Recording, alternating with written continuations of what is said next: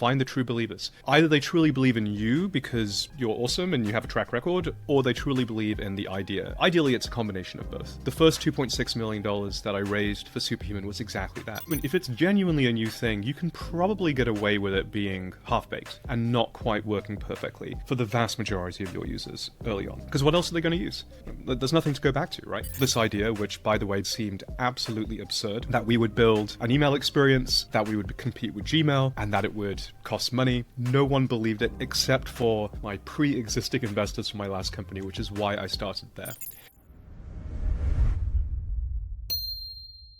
Hello and welcome to First Money In, a show focused on now extraordinary founders and their very first time ever raising venture capital. My name is Nicole Wishoff and I am thrilled to bring you our latest episode. Today we welcome Rahul Vohra, founder and CEO of Superhuman. Superhuman is the most productive email app that some say has ever been made. Since launch in 2014, Superhuman has raised nearly $110 million from very notable investors like Andreessen Horowitz, First Round Capital, and Tiger Global. Join us as we learn more about the founding story of Superhuman, the power of a waitlist, and why you should be building an AI company. Raoul, thank you so much for joining us today. I had the pleasure of spending a few hours digging into all things you and Superhuman, and super excited to hear your story. So give us the scoop. In 2014, you had the idea and went out to start building Superhuman, but you were actually a founder prior to that and had sold a company to LinkedIn. Is that correct? That's right. I'd started a company called Rapportive, which was the first Gmail plugin to scale to millions of users, and I did end up selling that to LinkedIn. Did you bootstrap that or did you raise venture capital?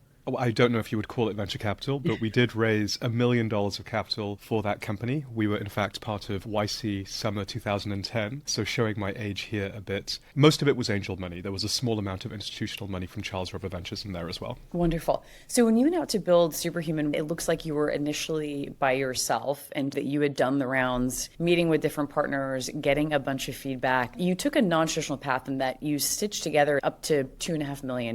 Is that right? Versus a traditional seed round? Yes, and these distinctions are kind of blurry because we started with a pre-seed round that ended up growing into a seed round. And I was raising consecutive notes or safes over a period of time. So 2.5 sounds big to me as an investor for a pre-seed, but it started off as a pre-seed that became a seed, and then first round capital topped it off with 1.5. So that in total was the 4.1, I think. 2.6 plus 1.5. That in total was the seed round. I see. And what was the idea going out and raising for more than just one lead firm that early? Well, I think this is an interesting sequence because the quote-unquote lead firm was actually the last investor to get involved in the seed round. I'd raised $2.5 million primarily from angel investors and investors in my last company, Rapportive, as well as a few other pre-seed firms. So famously, the first check in Superhuman was Bullstart Ventures. You may know Ed and Elliot. They're amazing people. They actually wrote the first 3 checks into Superhuman because they wanted to invest $750,000. And I said, no, I have no idea as a single founder who doesn't have any employees yet what I'm going to do with that. But I'll take $250,000 and I'll get going on that. And then I made a bunch of progress and I came back and I'm like, cool, I'm ready for the next 250. And then I did that for the next 250. And alongside that, I was also raising from my previous investors in Rapportive, my previous angels who, depending on when they had invested in the company, made anywhere between 3 and 15x. Actually, there was one investor that made 22x their capital on the last company. So it was only after I'd raised the 2.5 that I think somehow First Round Capital had gotten wind of what was going on. They had a look, and me and one of the partners there, Bill Trenchard, we really got along. We saw eye to eye on what great productivity software is, and that's how that round happened. Was it that you were specifically competing with Gmail, which seems nearly too audacious? Because I feel like someone that had a strong acquisition from a notable company like LinkedIn would have kind of a walk in the park experience. Or was it just different times in 2014? Like, were folks more apprehensive to take big swings with what you were building? I think it would have been very difficult, even as an exited founder with a notable acquisition to a notable acquirer, to have raised a large amount of institutional funding for this kind of an idea. I think I would have possibly been able to pull off a $5 million Series A or a 6 or a 7, but I also didn't want to waste time trying. To do that, you have to really refine your pitch. You have to probably pitch 5, 10, 15 different firms, find a true believer very, very early. And by the way, if you have that true believer, go for it. We almost got there with Balaji when he was at A16Z, which is kind of a fun story. I can share that if you're interested. But for various reasons, that didn't happen. And if you don't have that true believer, instead of being married to the size and the shape of a round, for example, it has to be at least 5 million and it has to absolutely be institutional investors, I was married to the idea that the investors had to truly believe. So I went back to all of the Rapportive investors, all of whom had made money, and were like, hey, give me that money back and then some, and this time round we'll deliver you an even better return. Were those on safes, and did you set the post-money valuation for those? Yes and yes. The initial valuation, the bold start valuation, was 8. I think I asked them to do their second check at 10 and then maybe the third check at 12. And as we were making progress over the course of this, I think it was a year that we were raising the $2.5 million over, maybe a bit longer, I was increasing the price of the company. Also in 2014, you may remember, prices were just increasing radically fast. 2013 to 2014 was when I saw Y Combinator valuations move from around 10, 15 to 15, 20, 25. So I was also just keeping pace with market. Okay, I see. I do want to hear the story about A16Z early on, at least, because I read something about that and it's super interesting. But before that, at what point did you end up finding other co-founders or your first few hires? Because you went to market by yourself, correct, at least initially? So the A16Z conversation was as early as February 2014, which is weird. I didn't actually start working full-time on the company until November-ish of 2014. But I was dabbling with the idea over the course of that year, and I was having conversations, but like turning up in an office, grinding on the company, not until November 2014. And I was solo founder from that point until, I believe it was either May or June of 2015. So I'd say for about half a year going on a full year, I was solo founder here. Oh, okay. Wonderful. So you had met with Balaji early on, and from what I read, correct me if I'm wrong, it's an interesting story because he didn't end up investing at the time, but Andreessen did much later on a much higher price. Yeah, that's right. So a few weeks before I was leaving LinkedIn, A16Z actually reached out to me, and I think it was Balaji who did the outreach, saying, hey, we've heard you're leaving LinkedIn and you're about to start a new email startup. We'd really like to be the first check in that company. How about you swing by Sand Hill Road and we'll hang out, and I'd love to find out what you're doing. Which I thought was amazing because I hadn't really told anybody externally about this, and the fact that they were so tapped into who's doing what and which founders are leaving, and maybe they were tracking my vesting schedule, I'm not entirely sure. But they knew to reach out to me at just the right time a few weeks before I was leaving. So kudos to them. And I hadn't met Balaji before. So I go over to Sand Hill Road, the A16Z offices. This is probably the second or the third time I've been there. And it's a really interesting setting. It's 10 p.m. It's really late at night, and we're having this late night steak dinner from the Rosewood Hotel. So it's a lovely steak dinner, but we're eating it out of the little cardboard containers in Balaji's office. So a perfect juxtaposition of everything. But I loved it. I thought it was really charming, and he's such a great guy. He's one of the smartest people I know. And we just got straight down to it. He's like, so listen, I've heard you're about to start a email company. Tell me about it. Like, what's your vision? What do you have in mind? And this was really the first time I was ever telling my idea of what became Superhuman to anybody externally to LinkedIn. I told the Rapportive team that I was still working with. This was the first time I was telling the story externally. And it was in that meeting, which lasted for several hours, where I outlined the first few core ideas. That it would blazingly fast, that it would be driven by keyboard shortcuts, that it would have integrations to CRMs and your other systems of record that matter to you. I didn't call all the things. I didn't know, for example, that it would be multiplayer. I didn't know at that time that we would be charging money for it. I thought, like many founders at the time, that freemium would be the way to go. But I did have most of the vision all the way back in February of 2014. And towards the end of that meeting, he said, well, this is all great. What are you going to call the company? I said, I don't know, but I know how I want our users to feel. I want you to feel like you have superpowers. And why don't we call it Superhuman? And so he pulls over his laptop and he types in superhuman.com, and shockingly, it seemed available, meaning it was owned but squatted. It wasn't used for any other company. And I was like, wow, maybe this name actually does have legs. And what's really fun is I have the papers. We were taking paper notes from that time. I still have the paper notes, which is really cool. So 10 years later, I'm still able to look back, actually more, 10 and a half years later, I'm able to look back and see that initial conception of Superhuman. Wow. So let's fast forward to the Series A, because even with, I think it was 10 customers, you were preempted for what, a $10 million round. Was that Andreessen or not yet? Was that another firm? Andreessen did the Series B. The Series A was actually relatively unusual for us because we raised it not from angels, not from operators, not even from traditional venture institutional money. We actually raised it from a family office. But this isn't just any old family office. This is one of the most sophisticated family offices there is. They are LPs in most of the best venture funds in the Valley and then some. And very occasionally, they also do direct deals if they believe that direct deal could potentially move the needle on their overall portfolio. They probably don't want me sizing the portfolio on a podcast, but needless to say, it's very, very, very large.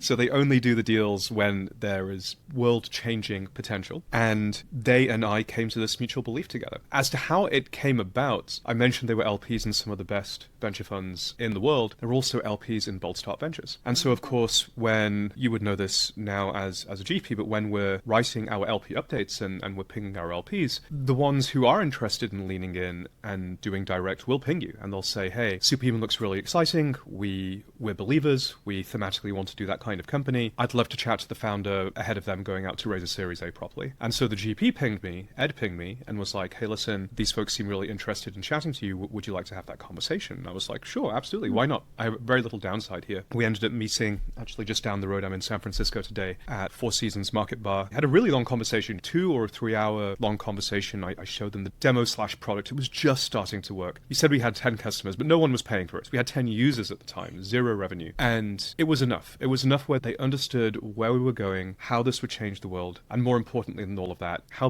big of a market email truly is. I mean, it's absolutely ginormous.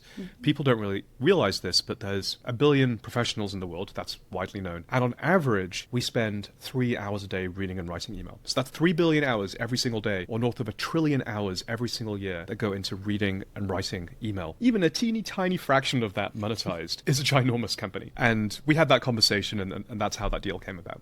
That's interesting. Well, we will get here, but you are unique in that you also invest. Are they an LP of yours for your fund? Yes. They are. Wonderful. Great. So that worked out super well. So you're kicking things off. I guess we can jump to 2019. You ended up raising a $33 million round from Andreessen. So they're finally in. And that valuation was obviously much more expensive. It looks like it was around $260 million post-money. How did that all transpire? And were they kicking themselves for missing out early on? I don't know if they were kicking themselves. Look, there would have been infinitely cheaper for them to buy Superhuman with, I think we were contemplating a $2 or $3 million round, which would have bought them roughly the same amount as a $33 million round. But you and I both know it's the absolute returns that matter, so things are trending well. We will see how that goes. And I think they're super excited to be part of the company. This is a very special company, and I'm excited to work with them, and they're excited to work with us. How did it come about? That is a great question. This is so long ago, 2019, 5 years ago. In founder years, feels like 15 years ago.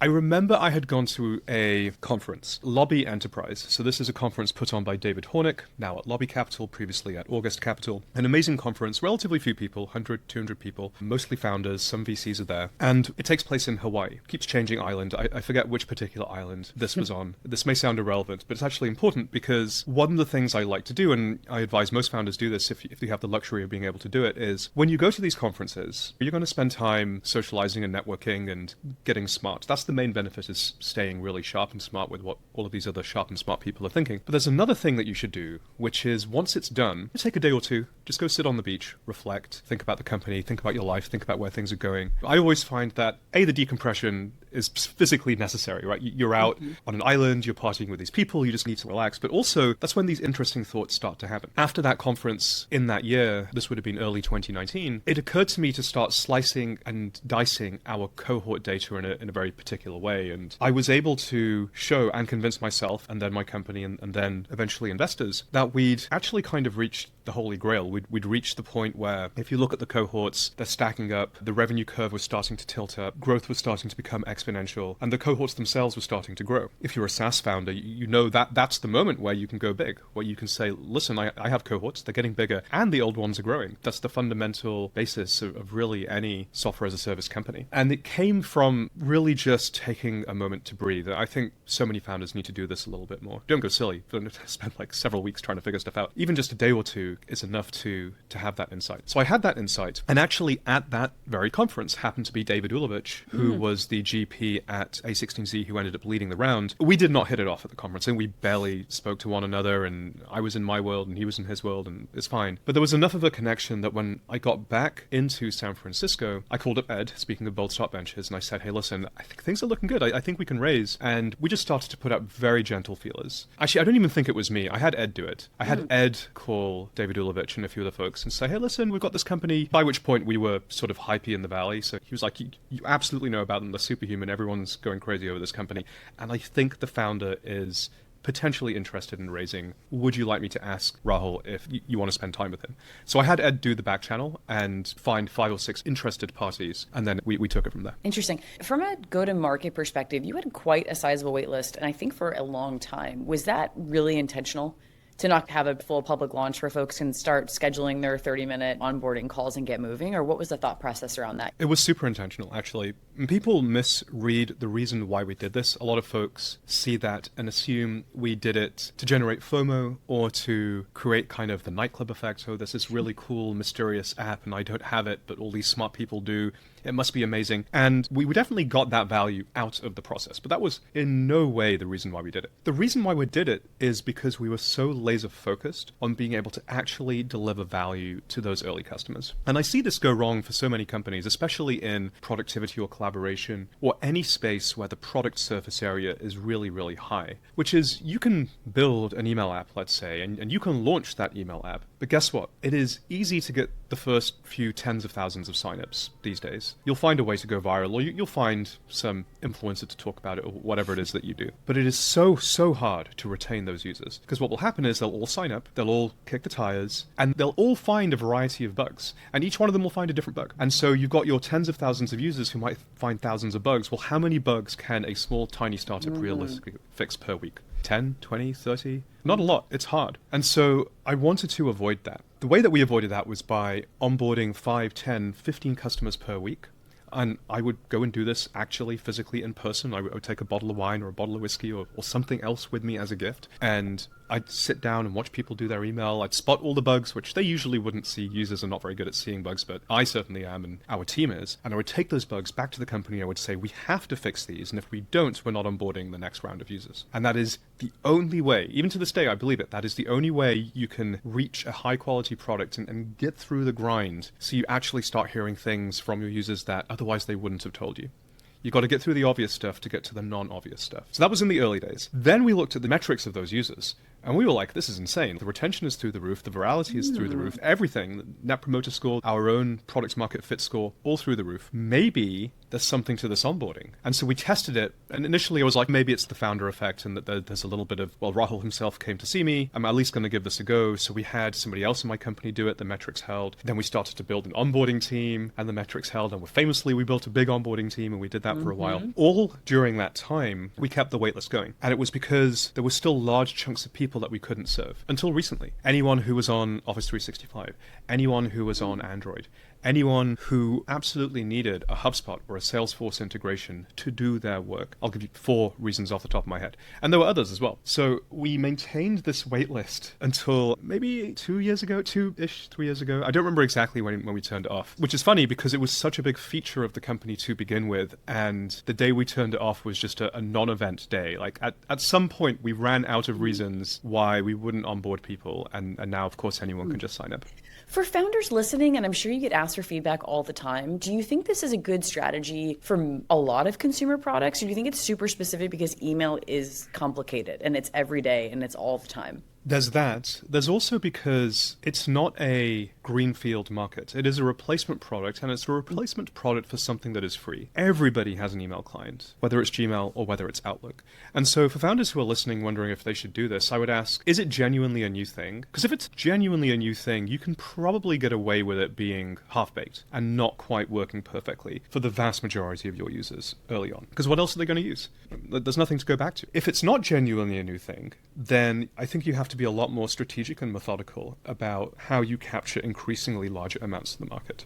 That's super helpful. So let's jump to 2021. You ended up raising a round from super great funds like Tiger. This was 2 years later, right? So this is your Series C. It sounds like you'd figured out go-to-market. Things were structured and standardized from that point on. So what had changed, I guess, and would you call this sort of a peak 2021 raise, if you will, or were you already planning to go out to market? The metrics were there and you guys are ready for another round of capital? Yeah, so Tiger did participate, but the round was actually led by IVP. It was Ajay Vashi from IVP, wonderful guy, brilliant investor, and we're so thrilled to be able to work with him. For folks that don't know, he was one of the youngest CFOs of a public company ever. He was actually the CFO that took Dropbox public. And so we also understood our space very well, productivity and collaboration. And to this day, that's remained a huge asset for the company.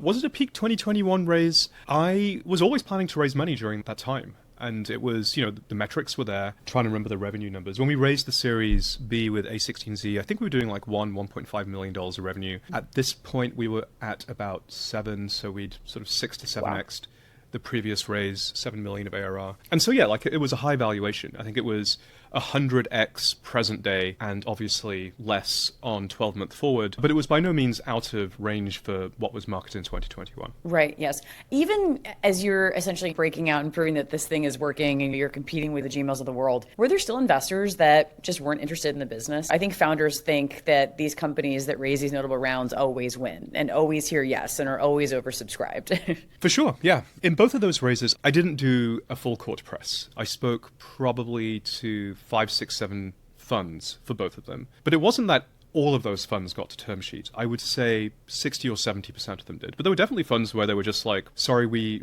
don't believe, and here are the reasons, or it's outside of thesis, and here are the reasons. At that point, I don't even remember. I so quickly disengage when I hear that. I'm just like, cool, bye, peace. Because there's no point continuing the conversation. But yeah, there was definitely 1 or 2 funds that weren't immediate believers. Before we jump to your VC investing, which I do want to speak to a tiny bit if you're open to it, any advice for founders on their own journey in terms of raising capital and maybe things to optimize for early on that maybe you didn't or maybe you did and you're happy that you did? Gosh, that is probably the best phrased version of that question I've ever been asked. And now you've inspired me to want to spend 2 days on a beach and really think about it and write it all down. I don't even know where to begin on that one.